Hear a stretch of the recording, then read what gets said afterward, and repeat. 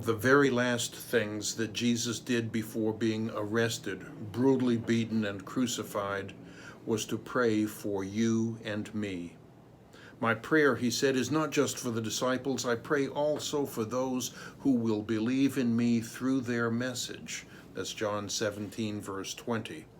Since then, the disciples ministered to other people, who in turn ministered to even more people.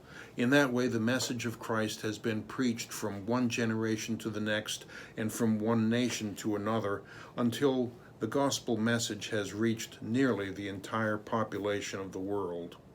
The Great Commission of Jesus was for us to go make disciples of all nations. That's Matthew 28:19. And that directive was on his mind right to the very end. But as he faced the torturous conclusion of his ministry on earth, Jesus prayed for us. You and I were on his mind, and he lifted us in prayer to God.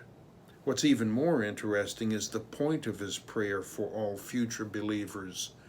He prayed for unity.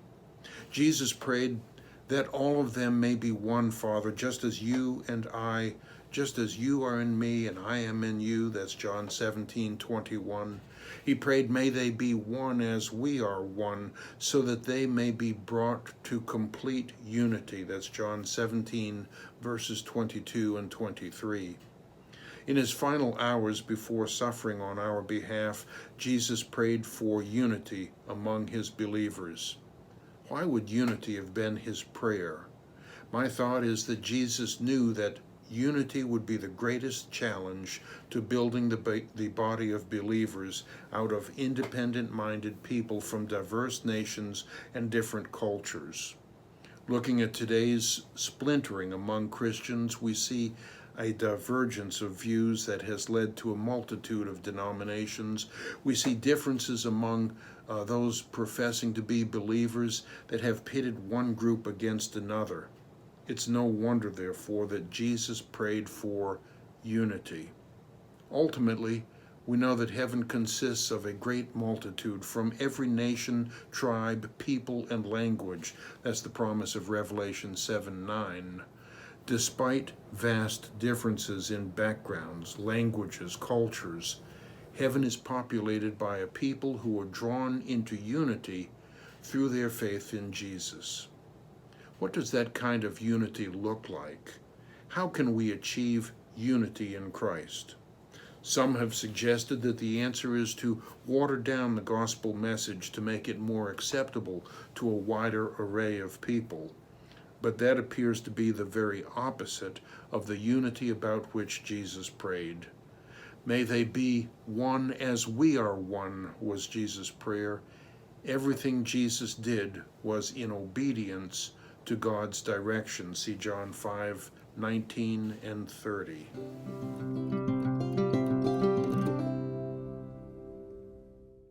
We know that as we approach the end times, people will reject sound doctrine. They will follow their own desires, that's 2 Timothy 4:3, and history repeats itself. Today, people are motivated to follow their own desires, much like the disastrous times described in the book of Judges when everyone did as they saw fit, that's Judges 21:25. Jesus anticipated the broad road that leads to destruction would be heavily traveled. See Matthew 7:13. The Apostle Paul wrestled with achieving unity among a diverse people. In his letter to the early church in Corinth, he explained that believers have differing gifts, but they all originate from the same Spirit, and they employ different works, but serve the same God. That's 1 Corinthians 12, verses 4 through 6. The church, he explained, constitutes the body of Christ and is made up of many different parts, with Jesus being the head. See 1 Corinthians 12:12 and Colossians 1:18. The unity between God the Father and Christ the Son was summed up by Jesus' statement that, I seek not to please myself, but him who sent me. That's John 5:30. Selflessness characterized Jesus, and he constantly followed God's directions. When Paul wrote his famous epistle to the early church in Ephesus, he listed 7 elements focusing on unity. Make every effort, he wrote, to keep the unity of the Spirit. That's Ephesians 4:3. There is one body and one Spirit, just as you were called to one hope when you were called. One Lord, one faith, one baptism, one God and Father of all. That's Ephesians 4, verses 4 through 6. Unity, therefore, grows out of following the direction of the Holy Spirit rather than our own selfish desires. When God provided the Holy Spirit to reside within the hearts of believers, he was drawing the body of believers into unity by leading them in a single force and single direction. Believers then would have one hope in common, the hope of eternal life with our Maker, free from the effects of sin. See 1 Peter 1, verse 3. God's Holy Spirit calls us to faith in Jesus as our one Lord. He reminds us of everything that Jesus taught. See John 14:26. In baptism, believers die to self and commit to following a new life, being led by the Spirit and of the one true God. See Acts 2, verse 38, and Romans 6, 1 through 4. But human nature draws us apart. If we depart from the Spirit's leading in an effort to gratify our own desires or simplify the message to make it more inclusive or to emphasize our role in the church, we destroy the very thing that Jesus prayed for us.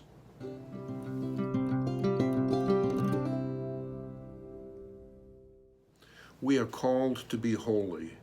Peter wrote, just as he who called you is holy, so be holy in all you do. Be holy because Christ is holy. That's 1 Peter chapter 1, verses 15 and 16.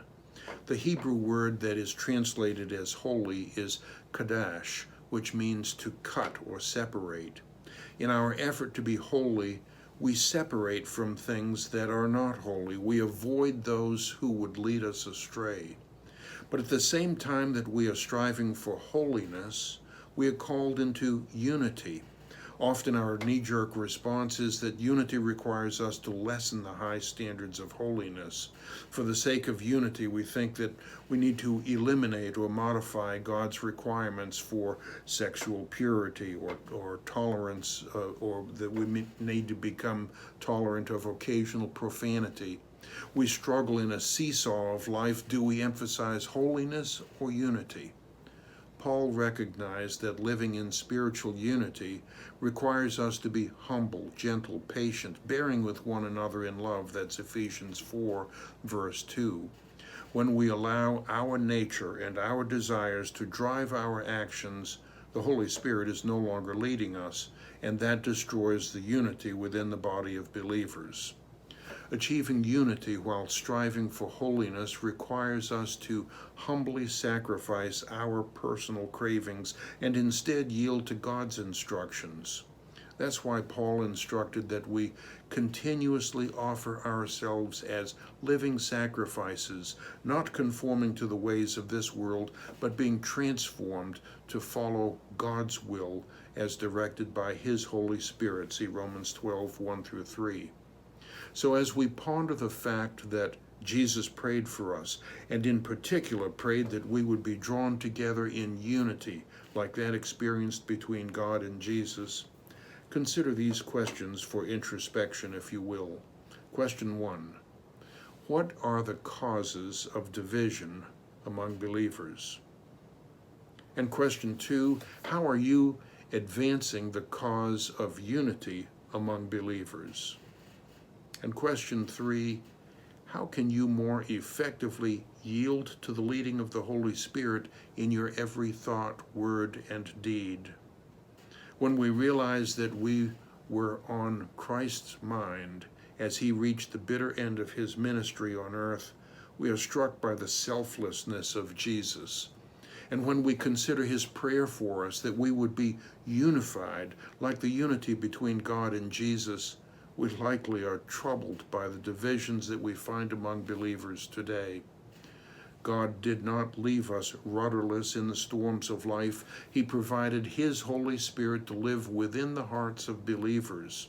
To be sure, we remain endowed with freedom of choice over our life course, but the Holy Spirit offers guidance to those who sacrifice the drives of this world and elect instead to follow God's plan for their lives.